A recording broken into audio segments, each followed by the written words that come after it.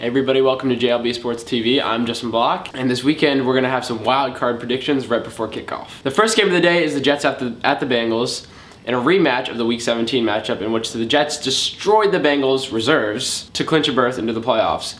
This game, I think the Bengals will come away as victors because in Week 17, the Jets played mostly the Bengals reserves. Cedric Benson, the Bengals leading rusher, was out, and it was at the Meadowlands. The swirling winds, whatever, played to the Jets' advantage as they ran the ball all over the Bengals. I got the Bengals in this one. Also, another key stat that Hammer and Hank on SportsCenter gave this morning is that Mark Sanchez is just terrible, absolutely terrible in cold weather. I think he's thrown 8 picks in cold weather games this season, whatever constitutes a cold weather game, ask Hammer and Hank. But it should be in the negatives in Cincinnati, and the Jets are 0-5 when Mark Sanchez throws 1 interception. If the Bengals can generate turnovers, then it should be a Bengals victory. The second game today is the Eagles at the Cowboys. Another matchup of Week 17. Even though the Eagles got completely destroyed and Tony Romo just threw the ball all over them, the Eagles had no answer for the Cowboys offense. I do think the Eagles come away as victors in this one. I don't think the Cowboys can beat the Eagles twice in a row. And even though the Eagles have absolutely no answer for the Cowboys' Jason Witten, I do think they come away as victors in this game. Andy Reid is a great playoff coach. Donovan McNabb is as resilient as a QB as there is in the business. And I know I really don't have much basis for this, but I really just don't see the Cowboys beating the Eagles 2 times in a row. And the first game of tomorrow will be the Ravens at the Patriots. Even though the Ravens defense is stingy, they're getting Ed Reed back. Joe Flacco has been great this season, which should bode well for the Ravens, as the Patriots defense is just terrible this year, especially their pass defense.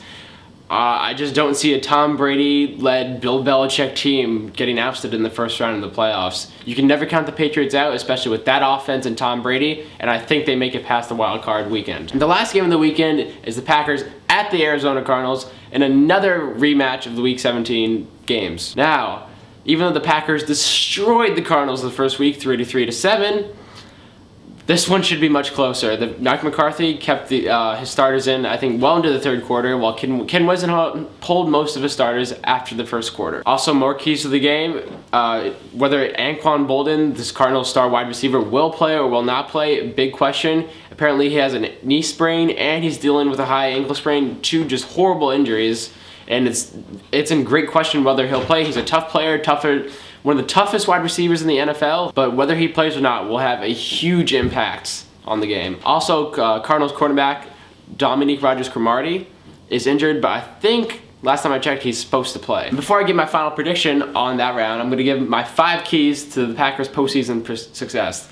Key number 1 is to protect Pro Bowler Aaron Rodgers. The Packers have done an excellent job in the second half of the season getting their old book and tackles back and re-signing Mark Tauscher and getting left tackle Chad Clifton back healthy. Rodgers only had 50 sacks to finish the year, which is an outstandingly high number, but considering that he was on pace mid-season to finish with over 60 sacks, that's impressive. He's also elusive, and he leads the NFL, or leads all NFL QBs in rushing. Sacks put him in bad third down situations, and even though Aaron Rodgers is statistically the best quarterback in the NFL against the third down, against these great playoff defenses, you can't depend on that. Key number 2, which has actually become a surprising key to success, considering how good the Packers secondary has been the past couple of seasons, is to lock up in coverage. The most disturbing incident of the Packers season was when Ben Roethlisberger threw for 503 yards against the Packers defense and beat them on a 19-yard touchdown with 6 seconds left in the fourth quarter. Anyway, losing Al Harris for the season was a huge hit,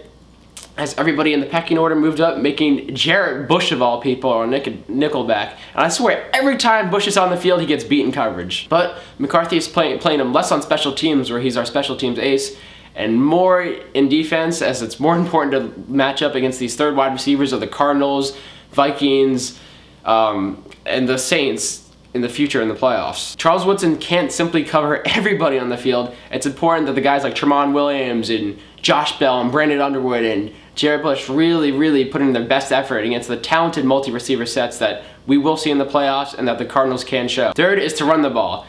And this season, the Packers actually ran the ball less, surprisingly, or at least less with Ryan Grant. He had over 300 attempts last season. This season, he was well below 300 attempts, but he ran for more yards, more touchdowns, and had a higher yards per carry. It's important in the playoffs to run the ball. The Packers cannot deviate from that.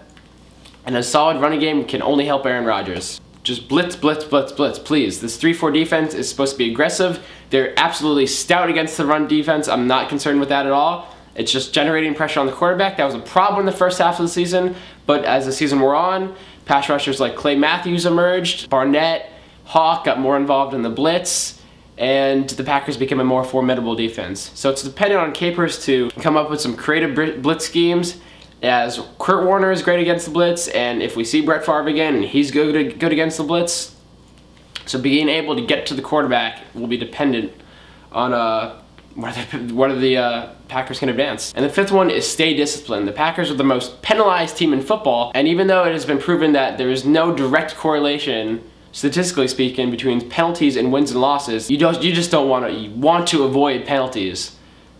Penalties, penalties, penalties. They kill drives. They extend drives. They're just a nuisance for all teams involved, except of course the opposing teams. Some football sabermetricians, I guess if you can call them, have shown that even though penalties don't affect you on special teams and defensively, in correlation to wins and losses, they do hurt you offensively as they put you in those bad second, third and long situations. Basically for the Packers, it starts and ends with defensive performances and the play of Aaron Rodgers.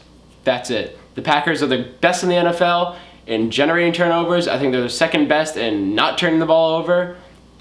If the Packers can stick to that, then I think they are a legitimate Super Bowl team. They have all the elements in place. They have the running game, the wide receivers, the offense, the quarterback, and the defense. They have everything in place. They just need to stay disciplined and stay within their game. So those are my 5 Packers keys to success. I do think they beat the Cardinals tomorrow. They are a better team than the Cardinals. They should beat the Cardinals. And I think Kurt Warner ends up on his ass all game. I also think that Aaron Rodgers will have a great game, his first postseason start. I think he rises to the challenge as he has repeatedly throughout his Packers career, and the Packers take this game. That's all for today for JLB Sports TV. I'm Justin Block, signing off. Also, the Packers music video has finished recording. It is done. We just have to do the animation and the visual aspect of it, expected within the next 2 weeks, hopefully within the next week before the Packers end their postseason. Hopefully they don't end their postseason, but it will be up soon, I promise you that. Also, follow me on Twitter. I tweet a lot. I have over 2,000 updates. @JBlock49, follow me on Twitter.